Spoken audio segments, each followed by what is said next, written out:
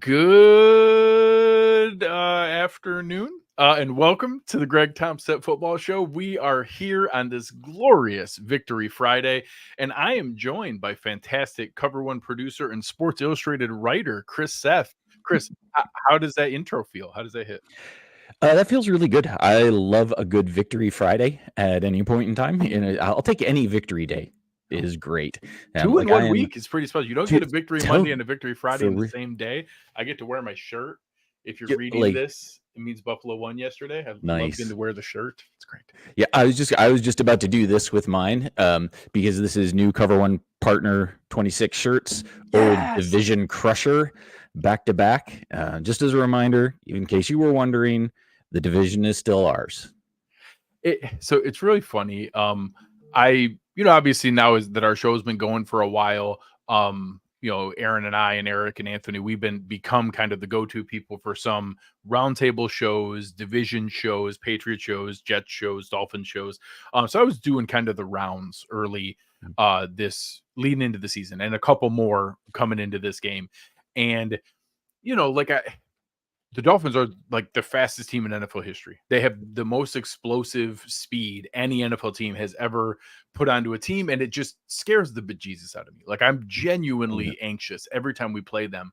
And Aaron is like very weirdly consistently confident about just no, like we own them. It's just how it works. I'm like, well, yeah, but that's not real. Like, the players yesterday, they're not like involved in the games 4 years ago. Like, that has no actual bearing on this outcome. And then we play the game, and were we like Dolphins fans during the Patriots Yes. years with Brady? Yes, like, we we're were. no, Yes. you guys don't get it. Like, we just Yes. added Takeo Spikes. You guys are screwed now. Yep. And it just never mattered. When Sam Adams ran that TD back, I Oh my thought God. it was over. I thought we were in line for the rest of all the It winning. wasn't even like And 30% into the run. no, There was another no, like it's 70. like, we're There was back, another baby, we're back. 70% of the dominance coming after Yes. that moment. We're good. We're finally done with it. Yeah, right.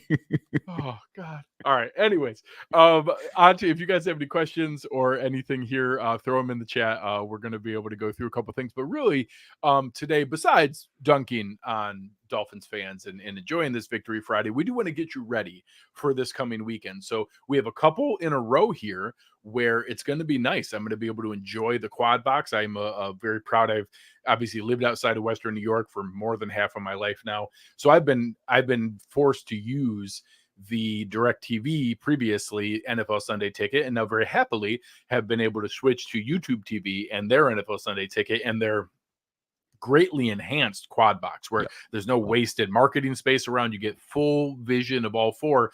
And this year they really stepped it up. You get to pick your 4 games, and this is really, really fun. So we're going to go through a couple things here that we'll be able to do the next couple of weeks of, hey, what we would advise you guys to watch at the end of the year. Obviously, we'll get right into some of the playoff specific matchups. So I'm always going to lean a little bit more AFC than NFC. I will say early on, from an entertainment standpoint, I won't blame anybody that's watching Saints Cowboys or Lions Buccaneers. Those are really, really good games. If you want to watch those just for entertainment purposes, the Bucks Lions might sneak in, and I have my main projector that has like the 4 TV view on it, and then I have a little TV that we take inside and outside during the winter that I'll do red zone on, so that way I'll get to see what's there. There's a chance I might sneak that 5th stream onto Bucks Lions. We'll see. I'm interested in that game.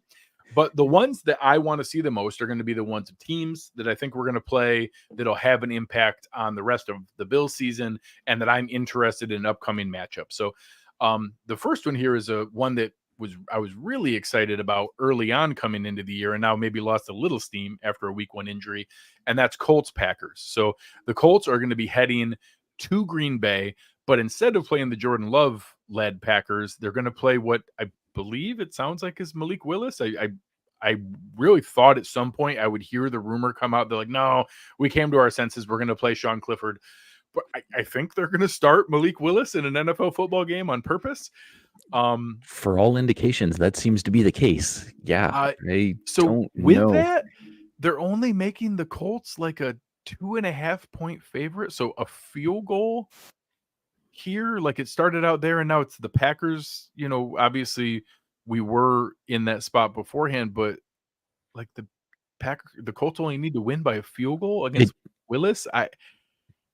it makes you think that Seems maybe too easy. Vegas has never seen Malik Willis play. Is that I possible? don't understand. It just seems like free money. I don't Yeah. I'm He's gonna like, have a real hard time not strongly taking the Colts there or even yeah, for pairing them real. up with some other picks. Yep. So we talked about it in the recap show on Sunday night. Anthony Richardson is maybe the highest variance player I can remember to be less than 50% completion percentage, but the passes you do complete for like 23 yards per completion. It's Yep. just wild to see the big play potential that's there. I do think they can just kind of really key in on Josh Jacobs. So I love the weapons in Green Bay. You pick your poison: Romeo Doubs, Christian Watson, Dontavian Wicks, and obviously Jaden Reed, his enormous breakout in week one, after a lot of exciting flashes in the draft and as a rookie last year. I can't expect to see much of any of it from that No. offense with Malik Willis leading it. No. If Indianapolis has a real weakness too, it's probably that secondary. And with Malik Willis at quarterback, like you're not designed to take advantage of any of that. Like and stack that box constantly and make Jacobs work for anything and everything. And I don't know. Like I honestly thought you had this in the quad box in a car crash sense. Like it's like, what are we doing? Because I think this should be a great game to watch. Anthony Richardson, you start to get his sea legs under him a little bit more. And because like right now he looks like the widest variance player, probably since 2018 Josh. Yeah. Well, you want to know what? I think you just convinced me. I think I'm going to switch Lions Bucks to the regular screen because watching Red Zone means I get to watch all the fun Anthony Richardson things, because any of the fun things he does make it under Red Zone. So that's actually probably the play here is maybe I'll switch it for the regular game, watch the more consistently entertaining game, and I'll still get the fun Anthony Richardson plays there. Okay, so maybe we have our first adjustment already. Yeah, the I think next Malik game, Willis took that from us, but yeah, sorry. yeah, he did. He stole it. It would have been a really fun Jordan Love, Anthony Richardson matchup. The second one here is two teams that I think are better than week one showed and that need this game badly, because going 0-2 is bad news. The AFC is so stacked. There are so many good teams, good quarterbacks that you cannot dig a hole and expect to come back, because there's going to be like the 8th and 9th team in the AFC this year that missed the playoffs are going to be like devastated fan bases that are sure that their team is making the playoffs. And all of a sudden you're like, wait, what happened? How did this not work?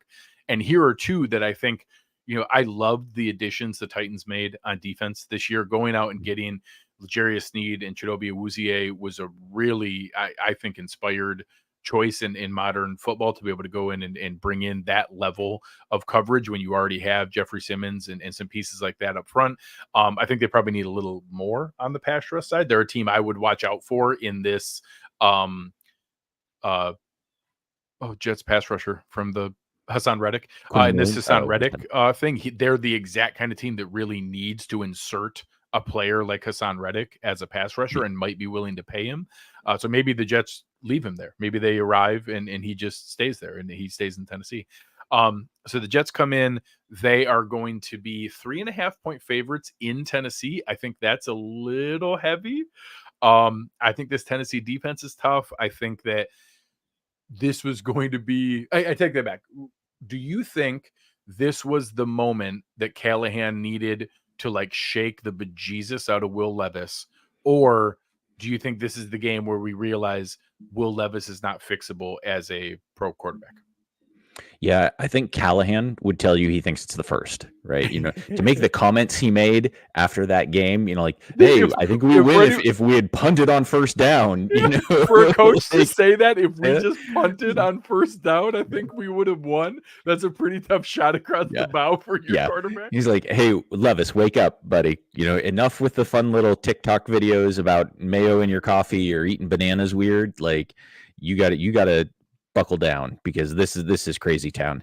And but one thing about the Tennessee defensive line, you said they haven't added enough, maybe, and I am aghast because how could you add Tavondre Sweat and not have added enough of anything? That That's is so much man. 360 pounds of man. Like clearly that was enough. Whatever you're looking for, that's enough. That's enough. That's enough. Yeah, and the obviously having a one tech like him next to there, Jeffrey Simmons, a guy that the Bills looked at, Sebastian Joseph Day came in for a visit. And there are guys that I think a lot of people would list as nice rotational pass rushers. Harold Landry is a nice player. I don't mind him in a rotation. Harold Landry can't be your best pass rusher. That's just not going to work in today's NFL. So, trading for Ernest Jones late was nice, where you take some pressure off Kenneth Murray. Being able to have, they were the landing spot for Quandre Diggs. That was a guy that I was very eager to be able to get. So they got Jamal Adams and added him, whatever the heck they're going to use him for, as a blitzing safety or linebacker or whatever the heck. That honestly, in today's modern NFL, using him like the Bills did last year with Poyer as a dime linebacker is honestly probably a pretty good spot. Like, I think he could be pretty good at that nowadays. But there are ways to utilize him, as long as you don't have that massive contract with him. Correct. And when you have Quandre Diggs and Amani Hooker, who can legit play safety, you're not forced to have him be your center fielder. You can just use him as a movable chess piece, where, even though I think he's kind of cheesy, he is so pretty good at that part of it. Like, he is so pretty good at blitzing.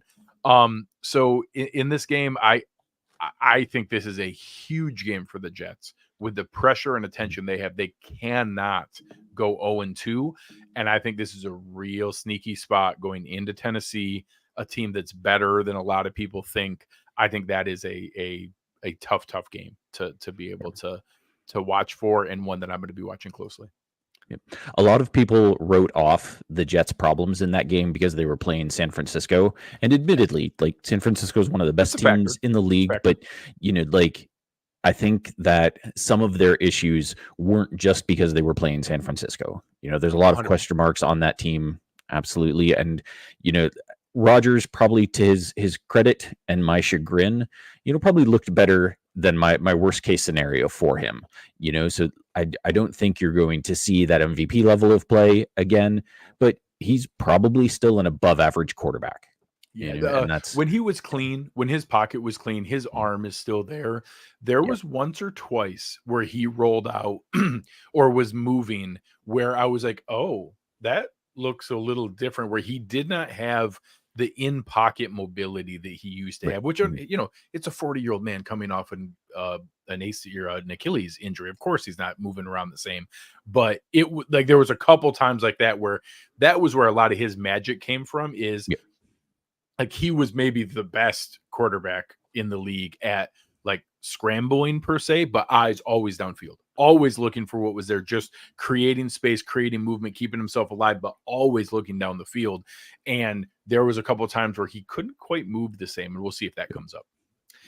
Another one here where, two teams with some expectations in that fringe area where you're not really sure, the fan base thinks more highly of them than where the team was, and that had different experiences in the first week. So the Browns, I still think, have one of the best other 52-man rosters in the league, like, just talent everywhere. Myles Garrett is still my number one pick. If there's a complete redraft of the league, my first non-quarterback that I draft is still Myles Garrett. He is Bruce Smith incarnate. Like, he is that kind of freak athlete that is not supposed to move that way at that size.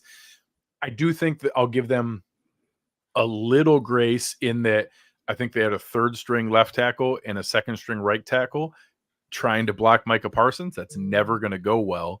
So I think there's a little more potential there, but you talked about the experience of watching Aaron Rodgers, just the pure schadenfreude of watching Deshaun Watson be horrendous at football. I wasn't ready for how delicious that was going to be. He was so bad. Like, I don't even understand. I explained to some folks when they went out that, like, hey, this last restructure, it seems like, oh my gosh, how can they triple down? Be like, well, when you're already 85% pot committed, lying to yourself that clinging to that 15% makes it okay is actually like a wasted hedge because now you're so married to him that your only chance is free up the money to make the team as good around him as possible, which is really what they've done. They've Yep. made it so that they Yep. carry over a big number to like cover his expense next year, and then any other space they can work to make the team good. But I also still had I don't know, a 35% chance in my mind of like, well, that Ravens game last year, he did start to kind of flash and look pretty Mhm. good. And holy crap, was he bad? It was so Yeah, bad. it's amazing. Like all of the legal issues and all of the things, that happened off the field with him. I don't know how that sapped his ability on the field. Like, Yeah. because when the Browns got him, like, okay, this has been a mess off the field. Like, I don't want good things for this guy, but like, I still thought he was going to be good at football. Like, I Same. didn't I have was a worried reason to about like think he was having going to. that Yeah, that struggle of like, well, I don't want to root for him or like see people be happy for him because he seems like he right. sucks as a human. I didn't expect him to stop being able to Yeah, it play. was like, yeah, like when, like I genuinely don't know what has happened to him, but I think that restructure is honestly about people's jobs this year and next year. Because like Yes. the tail end of that, if it continues this badly, they're not going to be around to see that anyhow. Correct. It's going to be Yeah, some other GM and head coach trading him probably to like the Raiders or something right. like that are just going to Because it's take always the him Raiders. for pennies on the dollar where they eat some insane cap hit that's actually not quite as bad as it looks in a trade 2 years from now. Like that's actually feasible at that point. It's like a $35 million hit, not the 170 or whatever the hell it is now. And yeah, it was short of anything else off the field too. The Jaguars are in a different spot. The Jaguars should have won that game last week against Miami. If Travis Etienne holds onto the ball as he's going into the end zone, that's 24/7. Maybe Miami gets a shot play or two and comes back in it, but 24/7 they're going to hold on. That's 3 possessions Yep. in the third quarter. You're going to hold on and probably win that game. Instead, they lose one that they knew they had in the bag. Now they're coming back home. They're playing a team that, obviously they saw what we just talked about. They know that their defense can probably hang in here, but man, that Browns defense is still legit. Like they got set up so poorly against the Cowboys. And even though that score looked bad, there was the punt return touchdown. There was a ton of short fields. The Cowboys didn't actually put up a lot of stats. Like it was a lot of like just converting on short fields, and the Browns defense put in bad spots. I think that defense is still, the real team that we think it is. And I think they might give the Jags a little harder time than they think here. So I think -3 is the right spread. I think this is just purely the home field team gets it. And I have not heard, I was looking down here, I haven't heard anything. Jedrick Wills being questionable, Jack Conklin being questionable.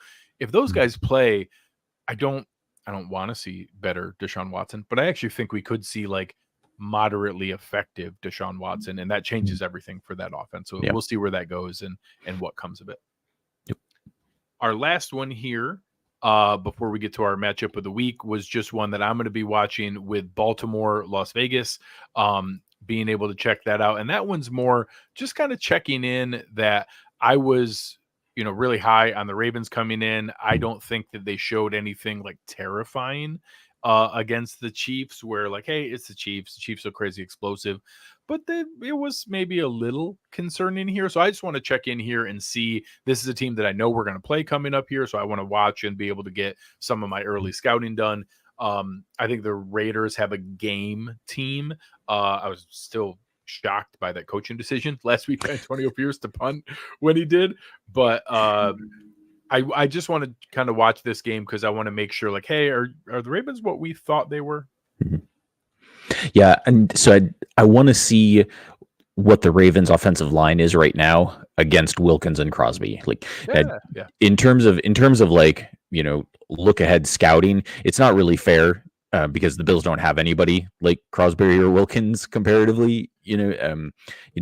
Maybe Ed can stand with Wilkins, but they don't have anybody like Max Crosby. Well, stand corrected, Chris. Maybe if Von Miller is fully back, then hey, if we keep getting like we've got week someone who can pass Rousseau rush like that. Yeah, this Von Miller, yeah. maybe there's a little more to it. But yeah, that's still But for one of the 90% top of snaps, edge tackle combos in the league. Yeah. So like if the Ravens right now have something on offense that I'd be concerned about, it would be is the Munkin offense actually real, and then can the offensive line hold up? And you're going to be able to test one of those out definitely in this game. I also spent an irresponsible amount of my fab budget on Isaiah Likely in one league. So I'd really like to find out, like, is he really the number 2 receiver now behind Zay Flowers? Like, is that real, or was Yeah. that like just hey, the Chiefs really overcommitted to double teaming Mark Andrews and they left him open, and now defenses will adjust? I'm super curious to see that as well. So we'll see where that one goes. Yeah. And finally, our matchup of the week, and one that I think is going to be one that we're all going to be watching. It's going to be at 4:00. It's going to be the main game. There's only 3 games at 4:00. The competition, Rams Cardinals, is still a little bit fun from a fantasy standpoint, but the other competition is Broncos Steelers. So 95% of America will be watching Bengals Chiefs, a game that I know CBS thought they were getting like an AFC Championship preview, and now like a bunch of weird decisions by the Bengals ownership to not want to pay guys. All of a sudden, T. Higgins isn't fighting through any injuries. Jamar Chase didn't practice at all and then was a late activation and ended up playing kind of iffy. Joe Burrow has a weird wrist injury that no quarterback has ever had because he had to change his throwing motion because of the other injury, and just all kinds of weird stuff. So we come in, Cincinnati goes to Kansas City. It's a 6-point spread, and my gut tells me I don't think that's enough points. Yep. Like I feel like this game is a game that there's like a 5% chance that Cincinnati could win, and then probably a 40% chance that this is somewhere like 10 to 12%, 10 to 12 points by the Chiefs, and then the rest of it is just a Chiefs blowout. You know, like that's so I don't know where that line's coming from, because that doesn't seem quite right. You know, like that it feels like it should be at least 7.5. But yeah, I was just very surprised, and I know you're probably just kind of giving some grace that hey, the Patriots kind of punched him in the mouth a little bit early, and then they just kind of held on. They didn't keep pouring on points, but it's the Patriots, so of course they didn't keep pouring on points.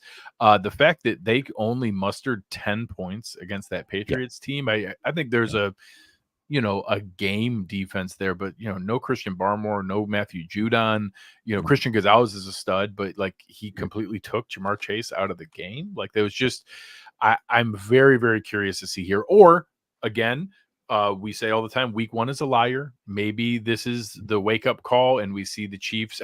I will tell you from a Bills standpoint, you should be rooting for the Bengals. Like the Absolutely. Bengals if we need the Chiefs to get any losses, we can get them to have. Tiebreakers will be really, really tough.